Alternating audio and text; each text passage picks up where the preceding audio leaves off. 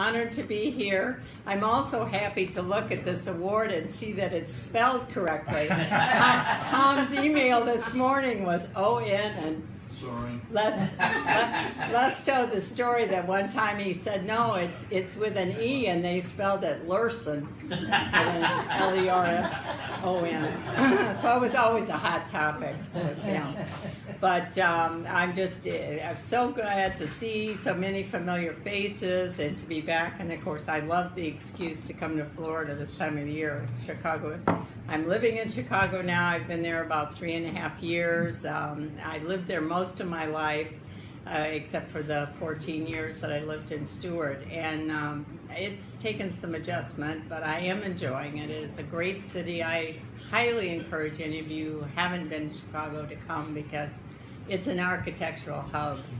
But anyway, after I talked to, emailed with Ron, I've been sort of tossing around some ideas, so I finally did put it in writing so that I could hopefully hit most of the high points.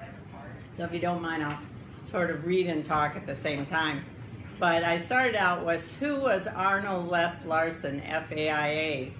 A lot of people didn't know his first name was Arnold, and he always went by Les. He was always known as Les. He was the second generation of 4 Danish immigrant grandparents, and he was the son of a man who did not go beyond 8th grade because he had to go back to work or go to work to support his parents.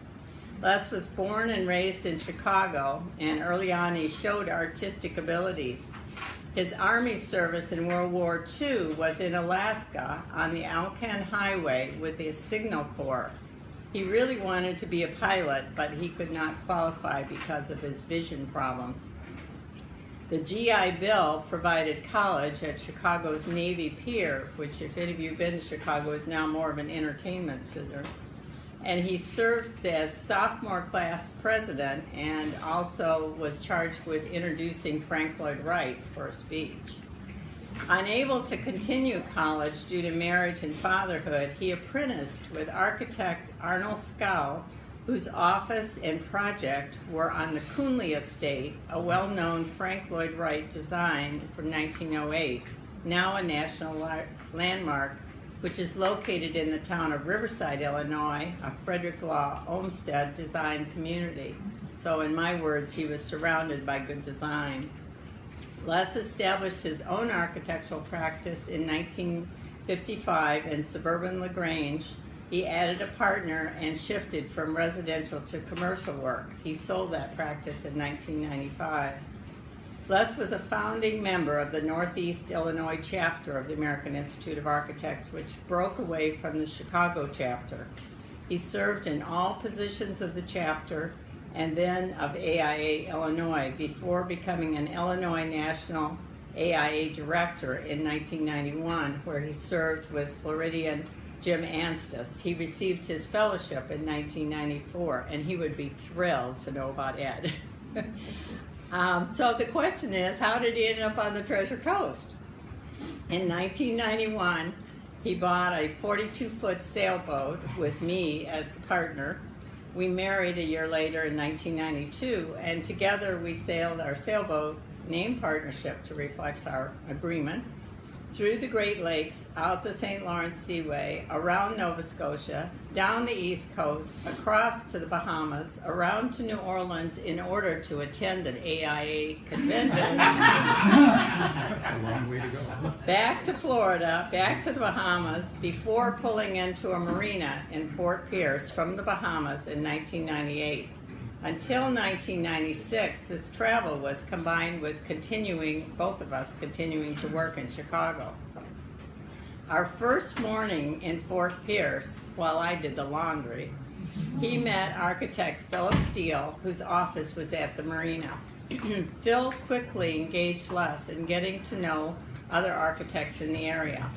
At the time, and Ron kind of alluded to this, and part of this I don't remember as well as I'd like to, but the Stewart group and the Vero Beach group were pretty much doing their own things. There was less work together. And the people who had been taking leadership roles were fatigued. Would that be a good word, Greg? Fatigued? Yes, it would be. Les proposed that he serve as pro bono executive director and work to develop the chapter and make it more cohesive, starting with renaming it the Treasure Coast chapter to mirror the name usually attributed to the area from Sebastian to Hope Sound. His 5 years of leadership saw the hoped for chapter increase of members and activities. The Friday fax became an email as Les and the chapter moved, kicking and screaming, I might add, into the technology of the age. He loved all aspects of his role on what he called the other side of the AIA. His enthusiasm never waned as health issues continued to take their toll.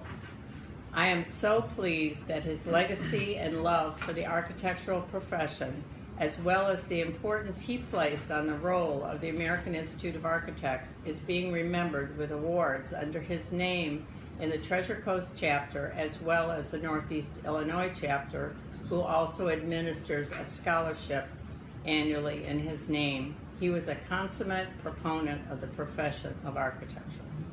Thank you.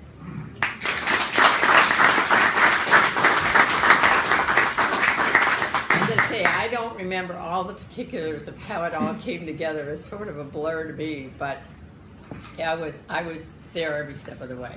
Sandy, I think I can honestly say that Peter Jones becoming a president of AIA Florida and me now serving as vice president probably would have never happened if Les hadn't come along and kind of helped guide us and show us the way and get us started in doing it. So that award is aptly named, and I don't think we could have found a better way to honor his contributions. And you're the first person I remember being at all those meetings when I was trying to be a good new wife. You were always there supporting everybody. You really were good. Thank you. Just to add a little bit on the history here, originally it was the Indian River That's right. people who... It was called the Indian River chapter. Indian River chapter, yes. But basically, the Indian River section and the Martin County sections were sections of Palm Beach chapter. And then, because it's 85 miles to go from Vero Beach to West Palm Beach, those people up there broke off and set up their own chapter, which was the Indian River chapter. So they were formally established as a chapter. Martin County stayed as a section. How long was it that until Martin County moved out of there too and joined? Do you know? Does anyone know? Well, when Les showed up. Okay, that's what I thought. He Okay. got us together with Right. Indian River. He said, "Why don't you stop being a Czech section It was all and join the Indian River?" Yeah. It had been mentioned 2 years earlier that we ought to start because of the fatigue. We were running out of people to be president and everything else. And about 2 years earlier, we started having conversations in Vero that, you know, whatever the feud was, you guys need to bury the hatchet between the two sections. Because I guess there was a feud at one point in time. It predated me. But we had started, you know, Les coming along to say, "Are you guys nuts?" In his inimitable style. You know, Yeah, he wouldn't You have guys been must word. be nuts working against each other. So. Well, if you remember, Greg, we started meeting halfway between, and that's what. Yeah. And then you guys came up with the first service awards program we had was in 2000 at the hotel that Gloria Estefan now owns. And about 5 of you guys came up in a limousine. Right. And I think that was really the first kickoff where we actually moved together. And then Wasn't that in '99? 2000 or 99, somewhere around. Right. Okay, any more questions for Sandy? Okay, very good. Turn it back to you, Tom. Daryl, the Floor is mine. floor is yours. Great. Thanks. Well, I'm happy to share that. I'd like to get a- today. That to get a copy was of pretty that. interesting. You need the I have it on Daryl, do you need the my drive too. I can send You it guys tell me. electronically. I think so. Can we stay awake while you I'm gonna get that?